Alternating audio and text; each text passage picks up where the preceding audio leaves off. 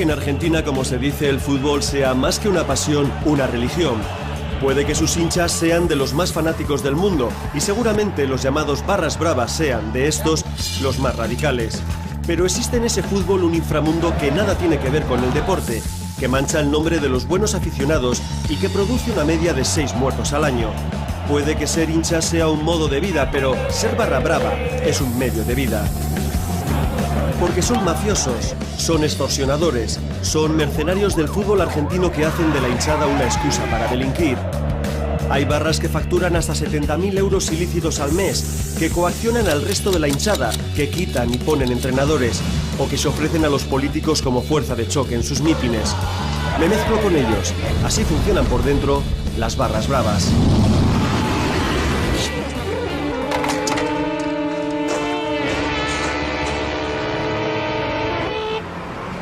Alejandro Flores, conocido como Chiquitona, es un delincuente habitual con cierto prestigio carcelario en penales de Argentina y Uruguay.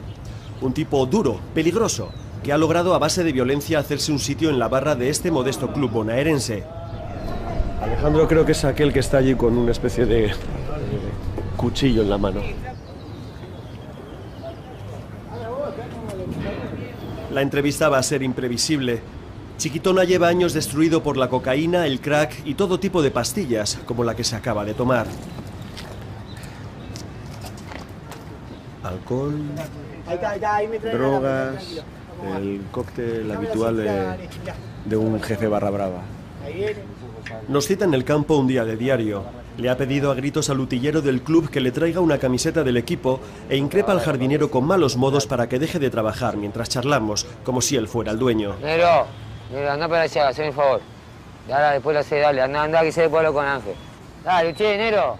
Dale, boludo, ¿qué estás haciendo? Dale, no rompas. Todos le respetan.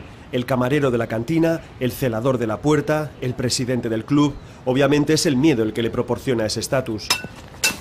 En la cara. Enfermería para uno. ¿Qué hay que ser o qué hay que tener para llegar a ser un referente dentro de una barra brava? Y mucha sangre. ¿Mucha sangre? Claro. ¿Mucha sangre, tener mucha sangre fría o sí, haber hecho mucha sangre? No, tener mucha sangre. Sí. Sangre fría, en verdad. Delante de la pancarta "Excursio no respeta a nadie", que sus compinches han pintado con faltas de ortografía, este hombre no habla de fútbol, sino de su capacidad de intimidación en la hinchada, de cómo echó al anterior líder, de cómo un delincuente como él se ha convertido en una figura respetada en esas gradas. O sea, tú ves los partidos desde aquí siempre con los puñales encima, ¿no? Claro, acá en la cintura, sí. ¿Y el presidente no te dice nada? ¿Qué me va a decir? No lo sé.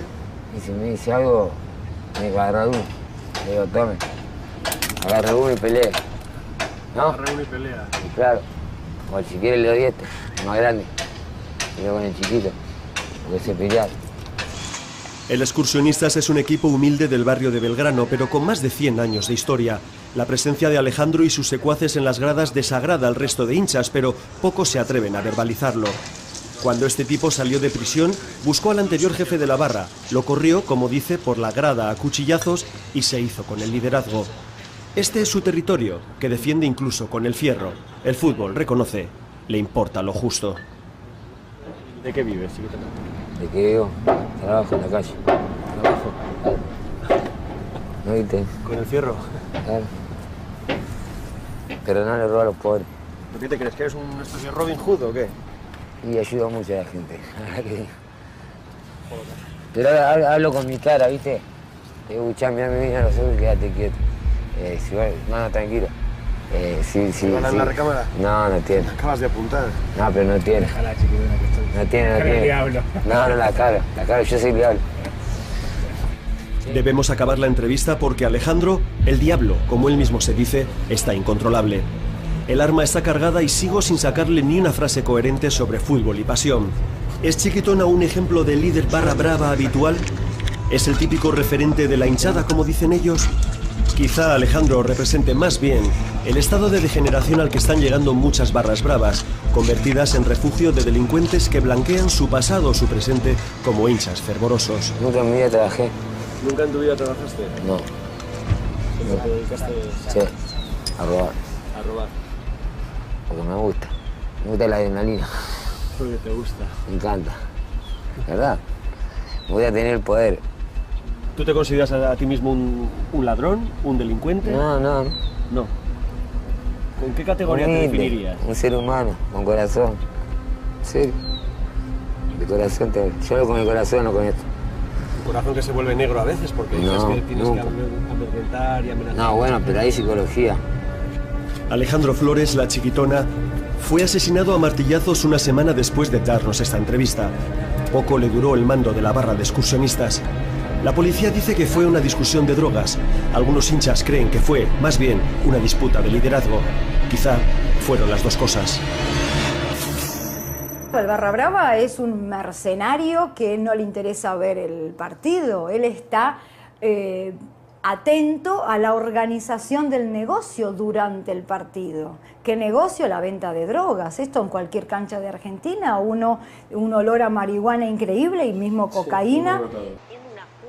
Mónica Nizardo es profesora de música y teatro y antigua directiva de Atlanta, un equipo bonaerense ahora en segunda.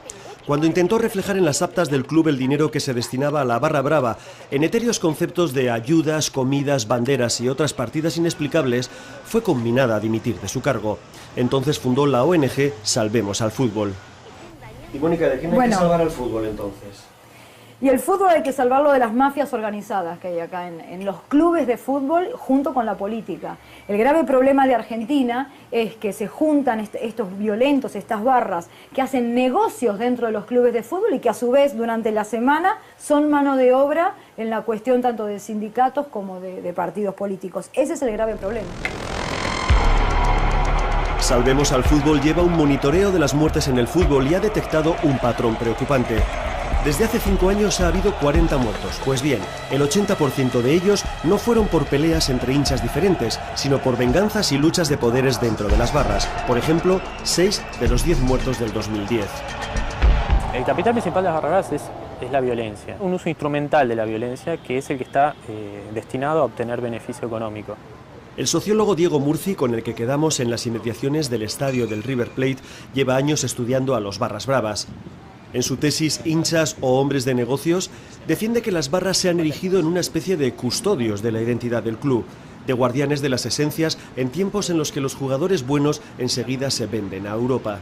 Los hinchas son los que se autorreivindican y realmente con razón, como los que permanecen siempre ahí, los que están ahí siempre, los que están atrás del equipo, los que siguen valorando los colores por sobre otra cosa, por sobre el dinero, por sobre la conveniencia personal, por sobre la comodidad personal. Se autoimponen el rol de guardianes de la identidad del club.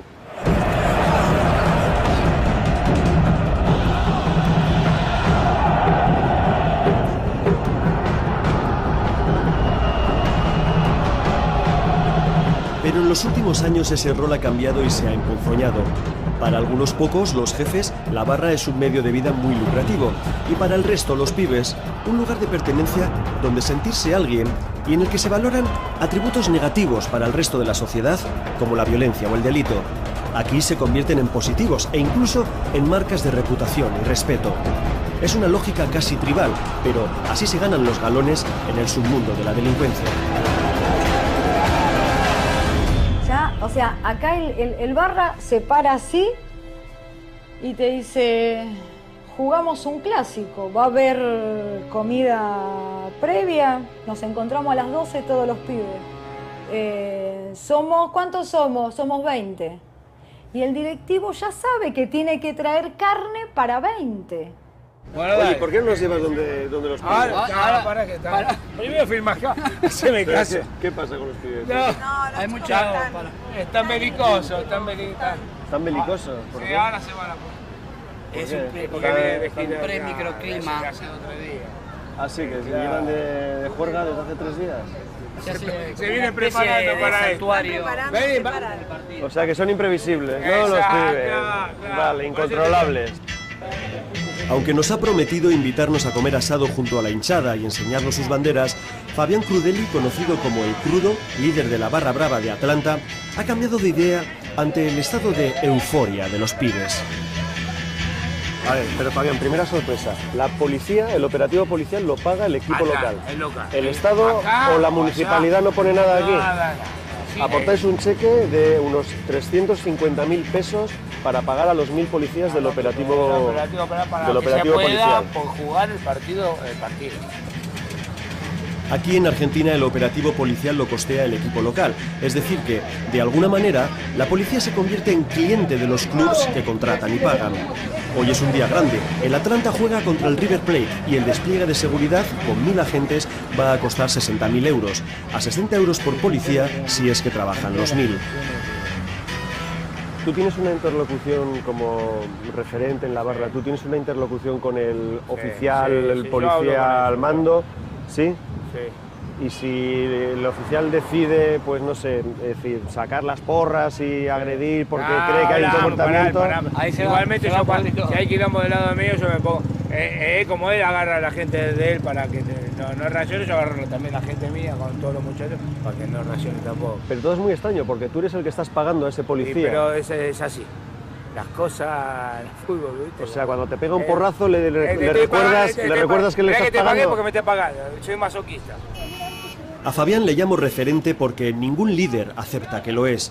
Ninguno se declara jefe, dirigente o cabecilla porque si los pibes se desmandan, si hay heridos, muertos o lo que sea, nadie quiere asumir responsabilidades. 4 o 5 hinchas del Barça van a platear el Real Madrid. Hace el gol Barça y lo grita eufóricamente. Sí. ¿Qué va a pasar? ¿Los Real Madrid lo van a aplaudir? Sí, pero no, igual eso no es eso lo que dice. No pasa nada, es lo lógico, ¿no? Bueno, acá no, acá sí, acá te matan. Adentro de la cancha todo es billete, afuera todo es pasión. Corta la bocha. Es decir, nosotros lo sabemos, pero venimos porque si no nos morimos. Sí, ¿pero cómo os vais a morir por no ver fútbol? No, por no estar acá con ellos me muero. El Atlanta juega en segunda. Es un equipo del barrio de Villa Crespo, ligado históricamente a la comunidad judía y que ha sufrido en muchas ocasiones cantos discriminatorios e incluso lanzamiento de jabones al campo. En el tránsito desde vuestro campo a donde vais realmente a jugar, no solo teméis a la hinchada del River, que es con la que jugáis, sino que además atravesáis territorios de otros 3 equipos de fútbol que os pueden agredir. Esto no es fútbol, esto es estado jovesiano, o sea, todos contra todos, ¿no? Pero esto no es jugar al fútbol, esto es hacer guerra de guerrillas. Pero a veces vos no vas a buscar la guerra de guerrillas, vienen. Y eso ocurre porque solamente en Buenos Aires, en un radio de 10 kilómetros, hay más de 30 estadios. A la capital federal pertenecen los 5 grandes clubes del campeonato. El año pasado, 16 de los 20 equipos de primera eran de la provincia de Buenos Aires.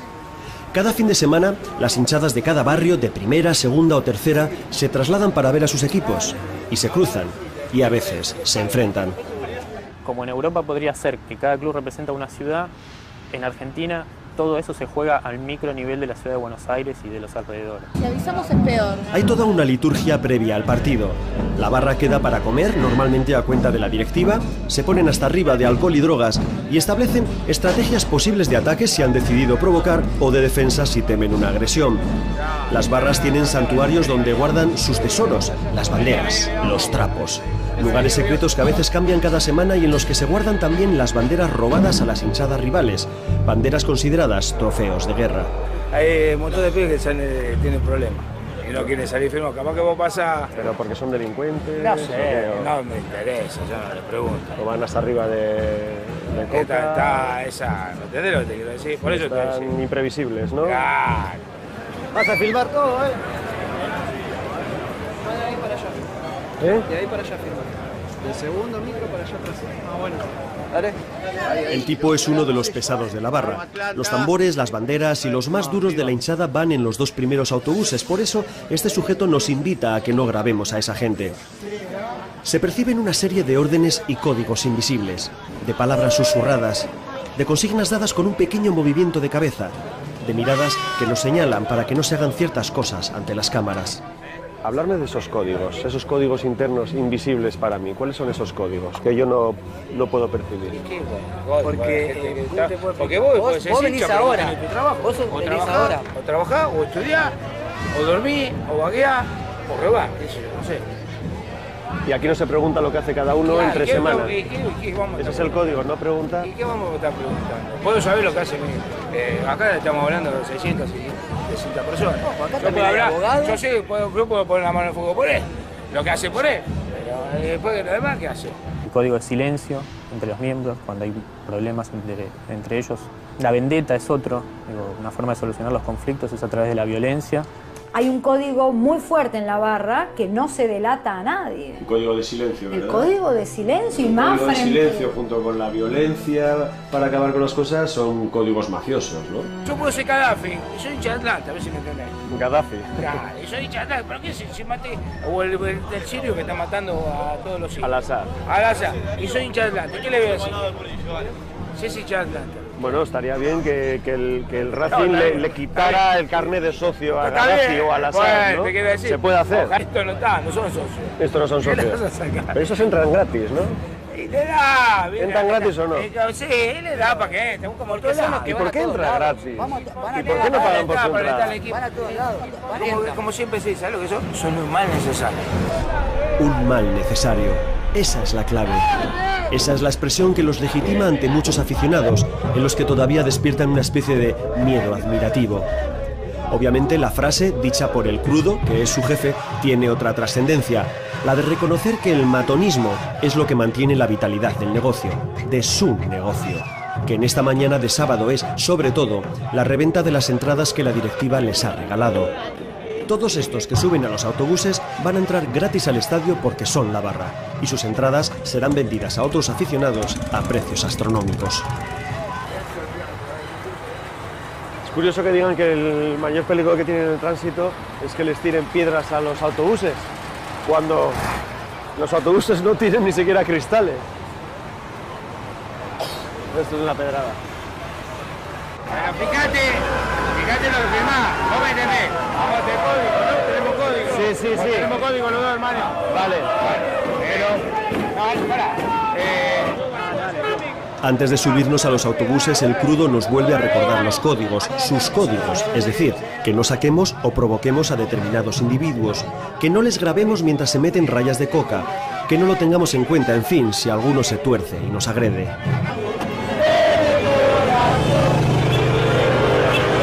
Los hinchas se pasan las botellas de cerveza de los autobuses a las motos, motos con padres beodos que llevan a sus hijos detrás y a los que todo les da igual.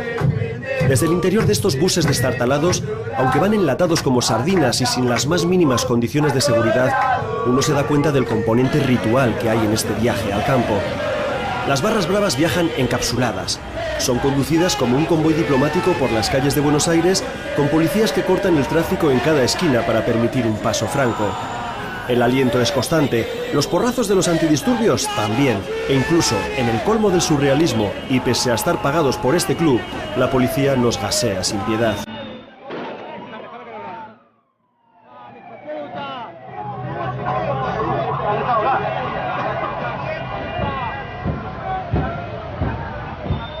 La policía acaba de echar gases lacrimógenos dentro del autobús para obligar a los barras bravas de la Atlanta a meterse dentro del vehículo.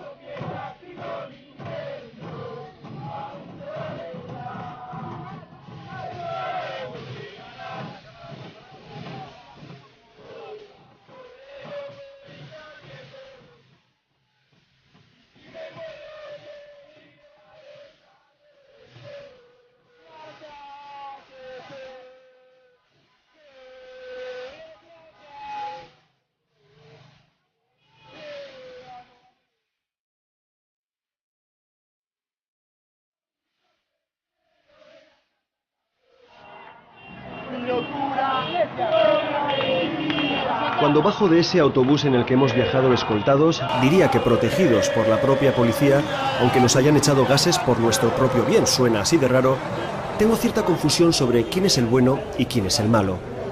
Todos estos a los que acompaño van casi todos muy borrachos y muy drogados. Alguno está realmente violento. Ninguno lleva entrada. He visto navajas y algún cuchillo, y dos jovencitos hasta se han guardado trozos de vidrio de botellas rotas. Han atravesado Buenos Aires provocando con canciones e insultos a los vecinos de cada barrio. Son los más pendencieros de los hinchas, pero íbamos protegidos y envasados. ¿No se supone que la policía realmente a los que tiene que proteger es a los ciudadanos de precisamente estos tipos? Mientras los aficionados del Atlanta que no vienen con la barra van llegando al estadio por sus propios medios sin mezclarse, los pibes se van concentrando en una especie de aquelarre desenfrenado, una liturgia que incluye un somero control de los bombos y de las banderas, donde la policía mira por encima, en el que uno puede colar lo que quiera y donde el crudo ejerce la autoridad que todo el mundo le reconoce. Esta gente establece una especie de contrato simbólico con el club por el que juran defender los colores, los valores, la camiseta, el honor del club, y lo juran defender a muerte. Y esto es una palabra literal, porque mucha de esta gente estaría dispuesta a morir o matar por defender ese tipo de abstracciones. Van a entrar todos van a entrar. Todos van a entrar, todos van a entrar. Cuando el crudo pide tranquilidad porque todos van a entrar, le falta añadir que será gratis, que para eso todos estos se apuntan a la barra, y por eso muchos de ellos hacen lo que les manden. Estos son los soldados de la barra, los que se conoce como tercera línea.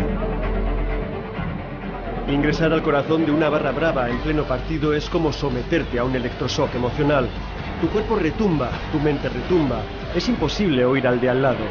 Pero enseguida te das cuenta de que hay establecidos unos niveles de jerarquía. El paravalanchas, esas vallas que impiden las caídas masivas, son los tronos de los lugartenientes de la barra, los que mandan directamente sobre los pibes, los que ya llevan un tiempo de servicio en la barra o han demostrado con los años lo que llaman el aguante, esa mezcla de fervor, fidelidad y sobre todo violencia. Son la segunda línea tras los cabecillas. Aquí no se ve el partido, es mentira que mucha de esta gente venga a ver el fútbol, porque con todos esos trapos y banderas no se ve lo que ocurre en el campo. Será una suerte de catarsis, de purificación aquí en medio de la masa, pero aquí los pocos que ven el fútbol dentro de la barra son estos. Al otro lado del estadio, en los otros paravalanchas, la hinchada contraria, los líderes enemigos, los otros generales. Hoy son los llamados borrachos del tablón, la barra brava del River. Es una disposición casi de batalla napoleónica, donde cada uno muestra sus fuerzas, su aguante, su estética, en una suerte de combate ritual o simbólico.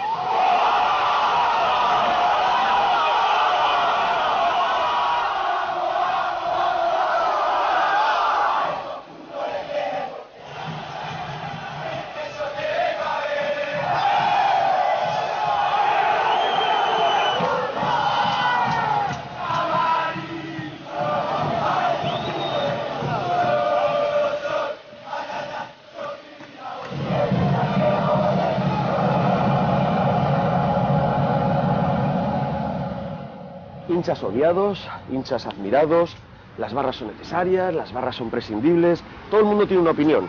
Vamos a hablar con un argentino ilustre, un conocido actor y reconocido hincha del River Plate.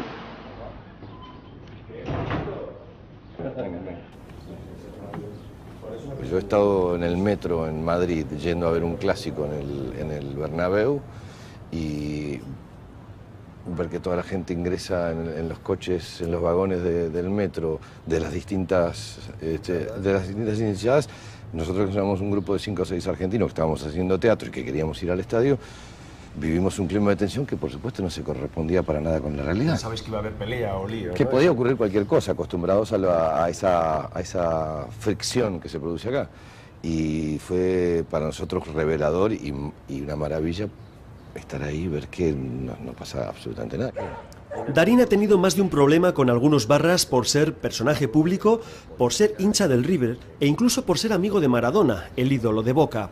Como muchos aficionados, piensa que las directivas tienen gran parte de culpa en la existencia de estos tipos e incluso se ha prohibido a sí mismo acudir a ningún estadio argentino. ¿Por qué no el resto de la hinchada no, de alguna manera no toma cartas en el asunto? Es decir, ¿por qué no los execra y los expulsa? Correcto. Por temor. Por temor. aquella cosa lírica y poética de un padre llevando a sus hijos al estadio, yendo con su propio padre, o sea, abuelo, 3 generaciones asistiendo a un espectáculo deportivo, está en extinción. Yo dejé de ir a los estadios hace muchos años. Darín no exagera. Estos son barras bravas del River asaltando a sus propios jugadores, amenazándoles de muerte si no lograban mantener la categoría de primera división. En el siguiente partido, los barras asaltarían incluso al árbitro en su propio vestuario, combinándole, como denunció después, a cobrarse un penalti. El River al final bajó a segunda, lo cual es como decir que el Barça o el Real Madrid bajen a segunda. Pero esas imágenes no solo transmiten un sentimiento desaforado por un equipo que desciende, sino muchos miles de euros de pérdidas para la barra. Porque en segunda no se pueden hacer los mismos negocios. Y si esta intimidación pública pasó con uno de los grandes del fútbol de toda América, ¿qué sucede en los clubes más pequeños? Aquello que se ve allí es Isla Maciel, uno de los barrios más marginales y peligrosos de Buenos Aires. El viejo puente colgante ya no funciona, así que la única manera de pasar es atravesando este riachuelo en barca. Hemos quedado allí con Ricardo Pavone, que es el líder de la barra brava de este barrio, uno de los más violentos, podríamos decir, de Argentina.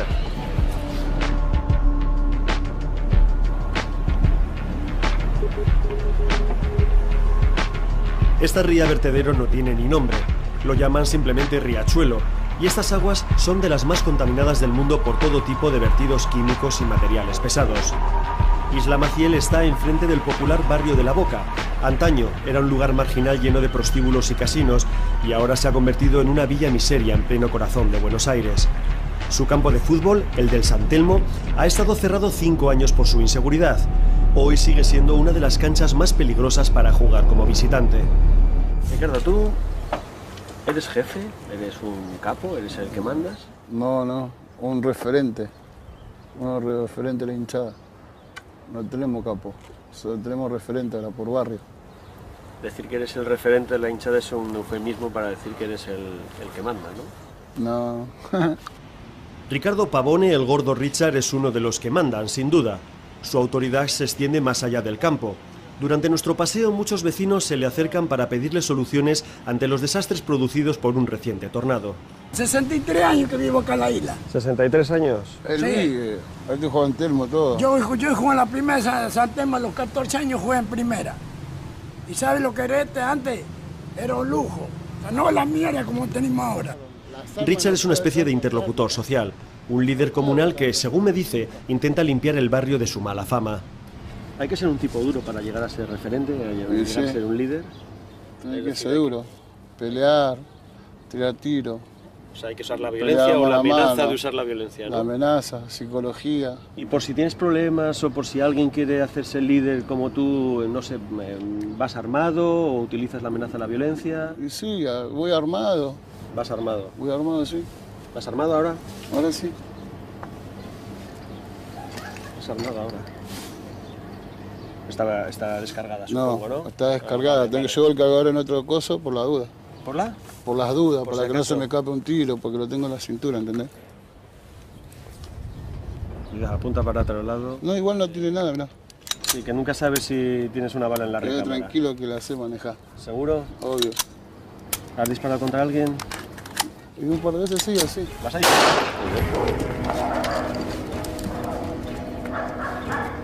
Guarda eso. No pasa nada.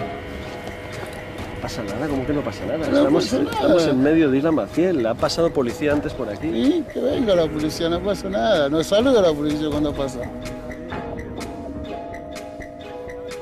Así se hace uno referente en estos barrios. Así se consigue respeto y autoridad. El Richard tiene cuerpo de barra brava, un cuerpo desmesurado, excesivo, lleno de tatuajes y cicatrices que novelan una biografía al límite. Sin embargo, sus modales son suaves y hasta educados. Y tiene razón en que el barrio da cierta sensación de seguridad. Incluso podemos disfrutar de la característica arquitectura de chapa y madera que lo ha hecho famoso. Pero es una sensación falsa, porque vamos acompañados del que manda. ¿Y por qué las barras bravas presumen que ellos tienen que beneficiarse también del fútbol y del dinero que genera el negocio del fútbol? Y está en cada uno, porque vos fijate que un barra brava te puede arruinar el espectáculo. ¿Cómo? Y meten un guacho, tiene una bomba de estruendo ahí en el medio de la cancha, te suspende la cancha y el dirigente va a pérdida. ¿Habéis tirado algún cóctel molotov alguna vez? Sí, yo no, pero no, bueno, sí. Hay pibes que tiraron molotov, sí. En un enfrentamiento acá con Talleres de Remedios Escalada. Se prendió fuego medio cuerpo a un hincha de Talleres. Y no, a un hincha del equipo de Talleres. Sí. ¿Y no tomáis medidas vosotros a nivel interno en la barra de saber quién ha tirado el cóctel y por qué? No, porque éramos todos. El cóctel molotov del que habla Richard contra el equipo de Talleres provocó ese cierre del estadio durante 5 años. A eso es a lo que se refiere cuando dice que una barra puede coaccionar a una directiva. Otra vez seguimos sin hablar de fútbol, o de la historia del San Telmo, un club fundado en 1904, sino de lo que pueden hacer 50 tipos sin escrúpulos que pretenden vivir de la extorsión. Hay una lógica que se repite en todas las barras y que se basa en una supuesta corrupción sistémica, de la que ellos también quieren aprovecharse. El fútbol es un negocio millonario. Los jugadores símbolo se traspasan enseguida. Parte de ese dinero va a los dirigentes corruptos. Entonces, ellos, que van todos los días a animar al campo y ven pasar jugadores que se enriquecen, ¿por qué no se van a beneficiar del reparto? ¿Has tenido que disparar contra alguien? Gracias a Dios, sí, disparé. Gracias a Dios, sí, disparé. No, te iba a decir no, pero te digo la verdad, sí, disparé más de una vez. ¿Llegar a matar?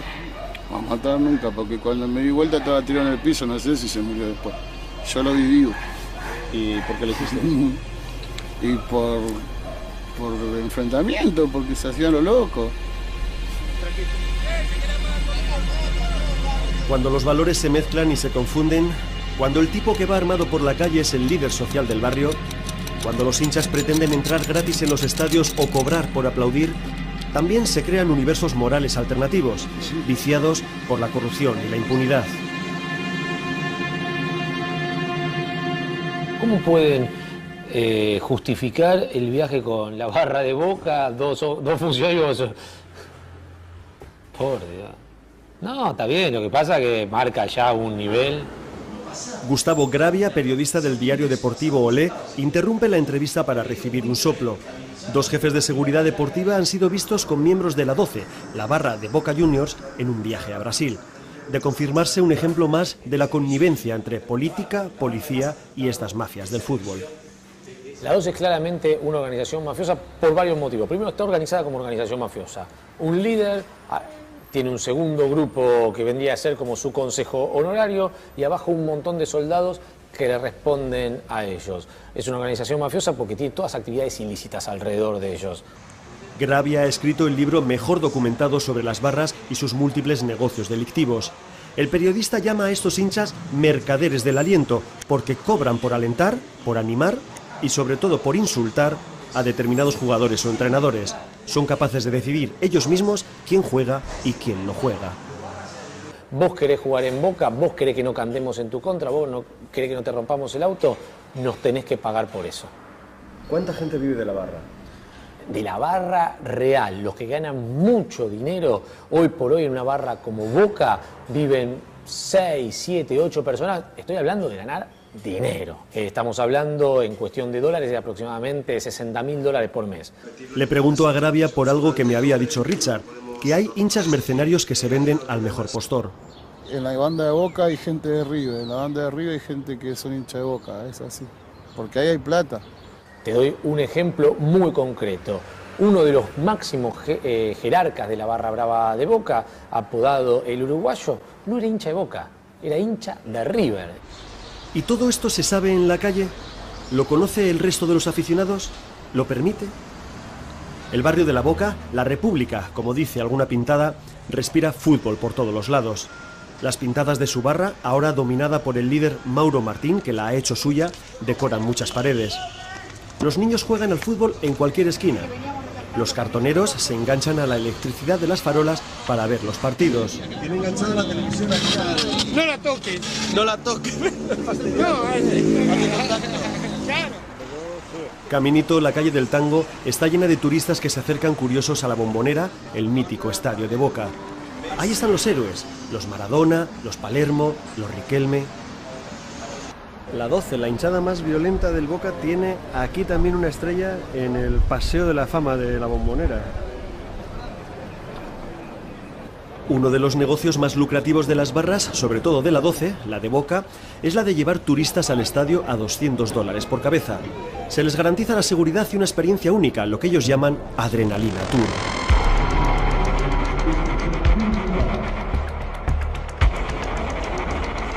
Toda barra tiene una escenografía. En el caso de la 12, que es la más conocida, la más mítica, lo que llaman los soldados, lo que llaman los mulos, van colocando todas las pancartas, todas las banderas, van decorándolo todo para que cuando entren todos aquellos que están allí arriba con todas las banderas, que son el resto de jefes y líderes de la 12, esté ya todo el escenario completamente montado.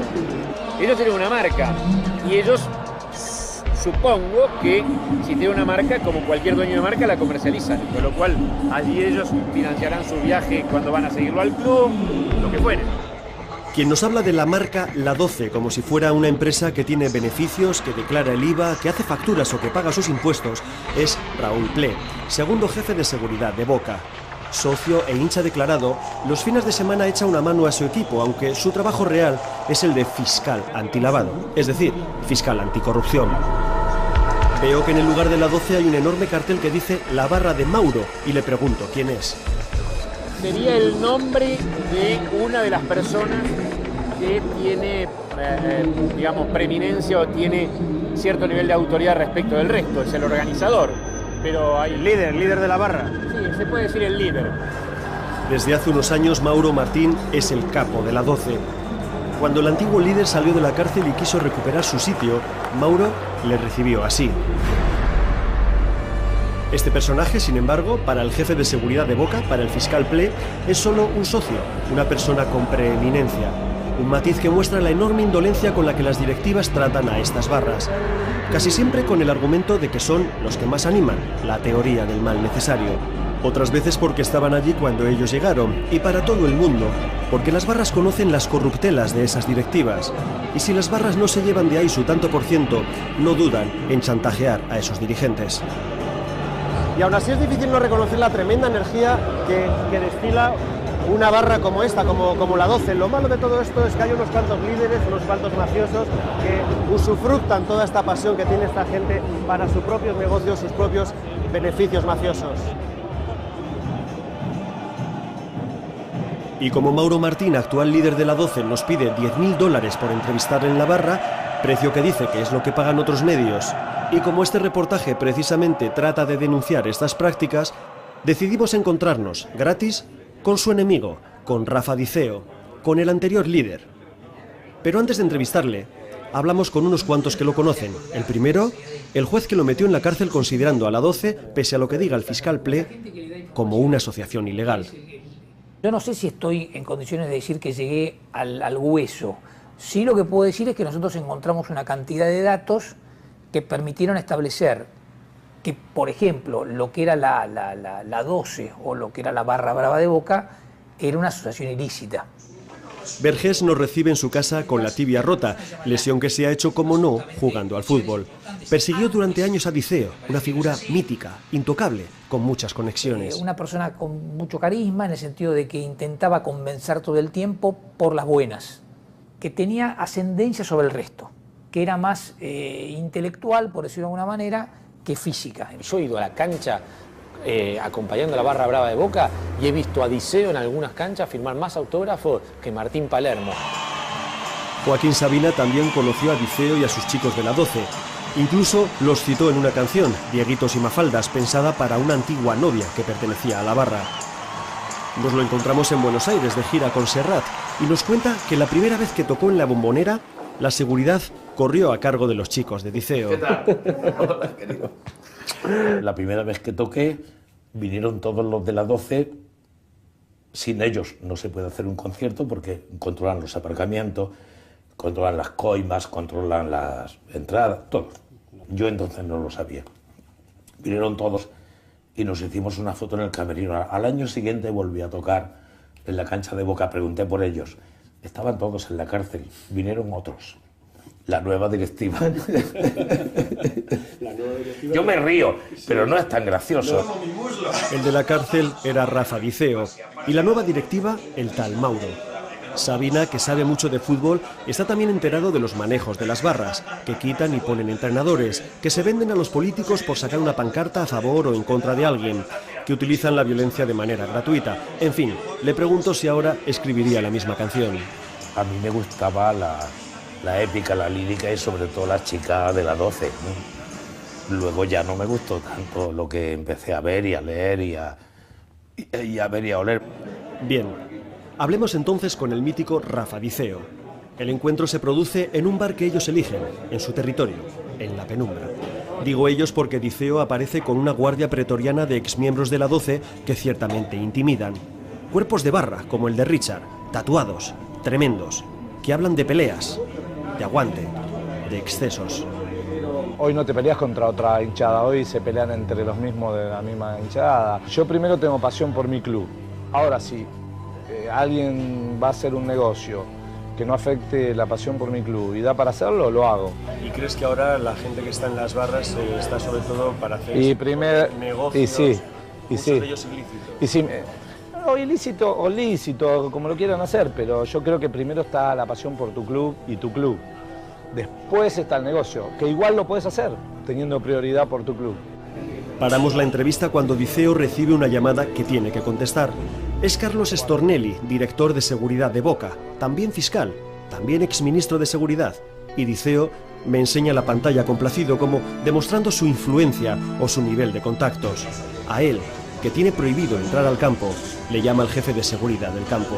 Hoy para ser el jefe de una barra brava tenés que tener los mejores contactos con la policía y con la política. Si no, no llegas a ese cargo, aunque seas el tipo más duro del universo. Diceo tiene la teoría de que las barras no son intrínsecamente violentas, pero que la violencia a veces simplemente sucede, que se genera. Quiere volver a la barra, quiere volver a ser el líder, quiere volver a hacer negocios, aunque, como reconoce, eso, apartar al tal Mauro Martín, solo lo va a conseguir con violencia. Así que la pelea está servida.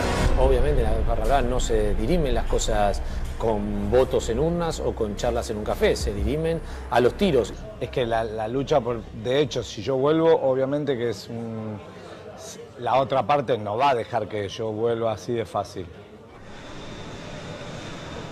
Me quedo con la idea de Rafa Diceo de que la violencia a veces simplemente sucede, como dice esta pegatina en una tienda de camisetas cuya marca es Barra Brava. Su dueño, Martín Lapadú, vive de vender ese concepto de que al fútbol se va sobre todo a pegarse. Por eso las fotos que decoran el local son instantáneas de peleas y broncas de hinchas. Folclore nada más, las cosas que suceden. El fenómeno Barras Bravas, como comenta Lapadú, se está extendiendo por toda Sudamérica, pero sigue siendo aquí, en Argentina, donde tienen ese poder y esa relevancia que les ha convertido en actores sociales. Bien, esta es la cancha del Independiente. Su máximo rival es el Racing de Avellaneda. Los partidos entre ambos, los clásicos, Independiente-Racing, son considerados partidos de alto riesgo, de máxima peligrosidad. Pues bien, como una muestra del surrealismo al que puede llegar el fútbol argentino, la distancia que hay entre la cancha del Independiente y la cancha del Racing de Avellaneda es apenas de 300 metros. ¿Cuál es el mayor veneno que tiene el fútbol argentino? Bueno, el sucio dinero, diría Joaquín Sabina, la verdad que complica bastante las cosas, ¿no? Javier Cantero es el presidente de Independiente desde hace unos meses. Ganó las elecciones con una apuesta muy clara de acabar con la impunidad y el matonismo de la barra brava. El sucio dinero es el generado por un negocio multimillonario de derechos de televisión y fichajes astronómicos, de dirigentes que se quedan con el 10% de los traspasos y que reparten las ganancias con las barras. Eso es con lo que quiere acabar Cantero. Yo el primer día que fui como presidente, me estaba esperando el que supuestamente era jefe de la barra brava. Bebote. Exactamente. Y me dijo, quiero hablar con usted. Me dijo, le pongo mi renuncia a su disposición. ¿Renuncia? ¿Renuncia de qué? Eso le dije yo. ¿Renuncia de qué? Y me dijo, de jefe de la barra brava. Entonces yo le dije, ni te la acepto ni te la rechazo. Ese cargo no existe. No existe ese cargo, exactamente. Pero a ese nivel de indulgencia social se ha llegado. La pasividad de otros dirigentes y la condescendencia de muchos hinchas, acostumbrados a pensar que la barra tiene que ser privilegiada por su aliento, ha llevado a estas situaciones. Era costumbre que había barras que vivían del fútbol, en la Argentina digo, ¿no? O que viven del fútbol. ¿Qué hacen durante la semana en la barra brava? Son porteros de edificios públicos, son choferes de algunos políticos, son guardaespaldas. Una auditoría externa demostró asientos contables de muchos miles de dólares transferidos directamente a los responsables de la barra, sin ningún justificante. Un escándalo. Le preguntó al presidente por las amenazas. ¿De qué manera presionan las barras? Se dice que amenazan a la familia, a tus hijos, sabemos en qué escuela estudian, a qué hora salen. Eso obviamente da temor. Mi experiencia es que lo que ellos tienen es información. Ellos saben si un dirigente se quedó con algún peso de algún lado que no le correspondía, con algún pase de un jugador, con una gestión, con lo que fuera, se quedó con algo. Y entonces le dicen, esto lo tienes que compartir conmigo, porque si no yo hablo. Nos hemos venido al campo de deportes del Independiente de Avellaneda, donde entrena el equipo, para hablar con Gaby Milito, que jugó en el Barça. Como en todos los clubes del mundo, jóvenes hinchas esperan la salida de sus ídolos para conseguir una foto o un autógrafo. Milito lleva menos de un año jugando de vuelta en Argentina. Fue fichado antes de que llegara Cantero. Le pregunto por el tema tabú, si es cierto que la barra influye en directivos y jugadores. También hay un poco un mito, ¿no?, con todo esto. Nosotros, por ejemplo, yo en mi etapa anterior aquí en Independiente, como esta etapa que he regresado, no he tenido ningún problema. No te hablo solamente por mí, sino en el equipo en general, nadie ha tenido ningún problema. Mi experiencia, eso no lo he sufrido nunca, no me ha tocado vivirlo nunca. No significa que a lo mejor pase o no pase.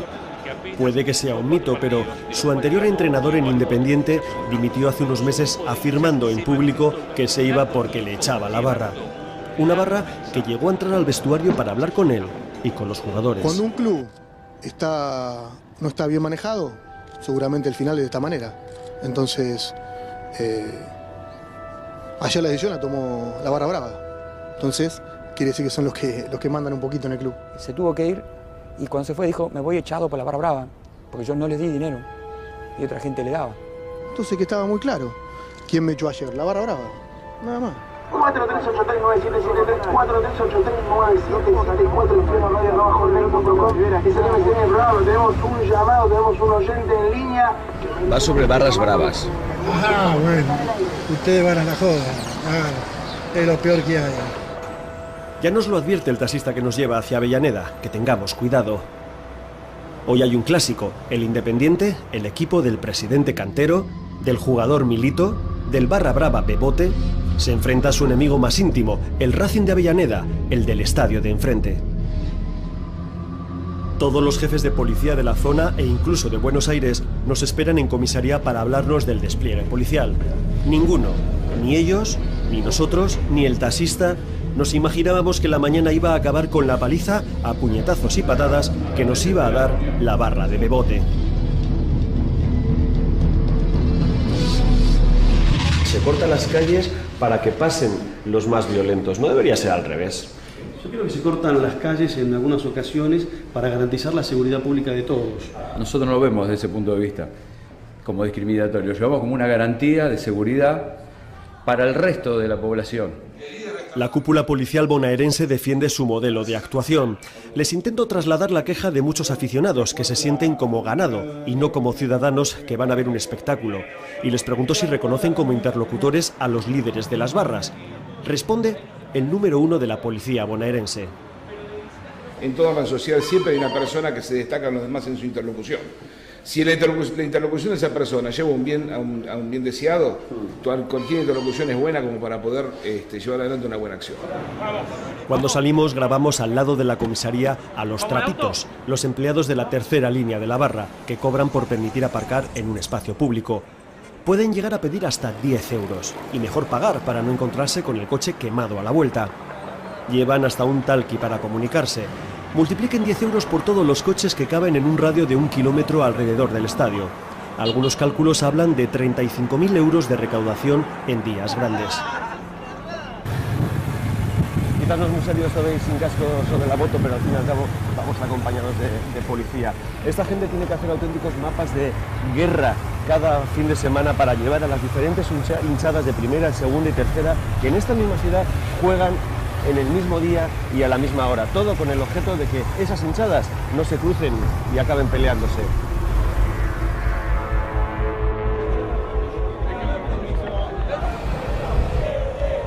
A esto es a lo que se referían todos los que hemos entrevistado. Los autobuses con las barras llegan escoltados y entran hasta adentro. Los hinchas, que se pagan su entrada, son tratados, sin embargo, como sujetos violentos. Los niños entran llorando en el campo y casi odiando a su padre. Y los más jóvenes tratan de contener su indignación bajo la presión de las porras. No, pero no puede ser eso a la entrada, somos socios nosotros. ¡A la concha de tu madre, grondona!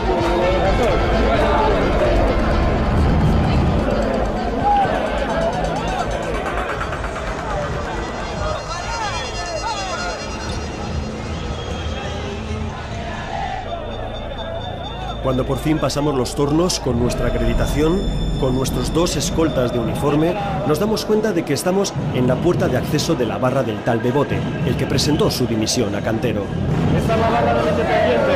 Vamos a ver si conseguimos hablar con su líder. Su líder, al que no conocíamos, estaba detrás nuestro. Esta es la mano de Bebote tirando abajo nuestra cámara antes de empezar a hablar. Y este es el tal Bebote, Pablo Álvarez, gritando que nos vayamos de sus dominios. Bueno, tomátela de acá, boludo. Tomátela que venía a firmar los pibes. Me da igual si tenemos permiso o si vamos escoltados.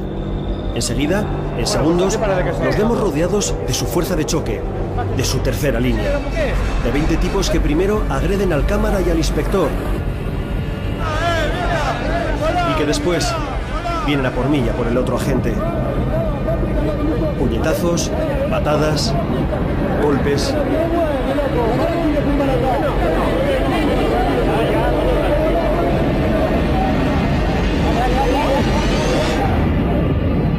Logramos salir porque el propio Bebote, al que los sudafricanos expulsaron del Mundial nada más aterrizar, les da la orden de parar.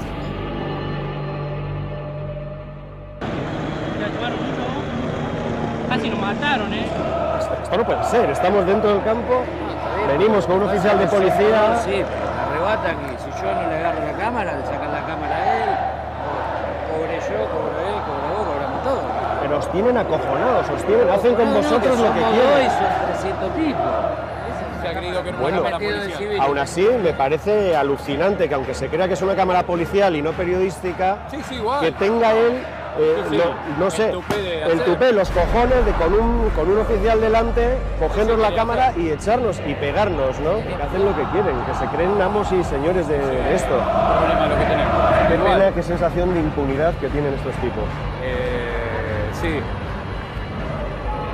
De que os tienen así.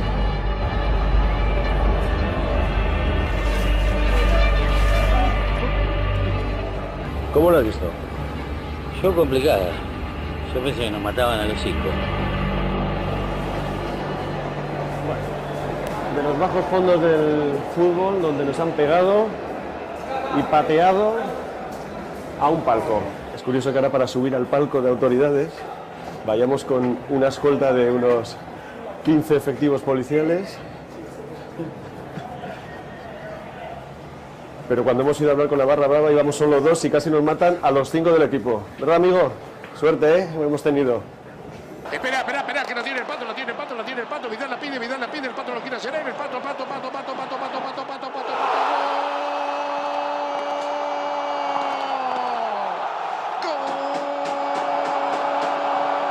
Así son, lo hemos comprobado de verdad, estos mercaderes del aliento, estos profesionales del aguante, violentos, imprevisibles, impunes, amos y señores de sus clubes. Sí, hemos tenido un pequeño problema pues, con la barra que nos han dado. ¿Quién? Bebote. ¿El mismo? El mismo. Tenemos grabado, ha ido por la cámara. Ha azuzado al resto. Bueno, uno está acostumbrado a no quejarse, ¿no? Pero bueno, simplemente para que lo tengas en cuenta y lo sepas, ¿no? Y yo te las acepto, además. Ya sabes que te las acepto. Hay 30.000 personas en el estadio y ellos son solo 300, pero los jugadores han ido a su tribuna a brindarles el triunfo. Siempre pasa. Y haciéndolo están reconociendo su auténtico papel en el fútbol. No son solo los que más animan, sino también los que más estafan a sus clubes. Los que extorsionan a esos mismos jugadores pidiéndoles dinero o echando al entrenador. Los que cobran un impuesto al resto de la gente que viene en coche al campo. Los que infectan el fútbol argentino con códigos mafiosos de silencio, con venganzas para conseguir un sitio en el paravalanchas, con violencia inusitada contra el que les haga peligrar su negocio. No he encontrado ni un solo barra brava que sea capaz de decirme la alineación completa de su equipo.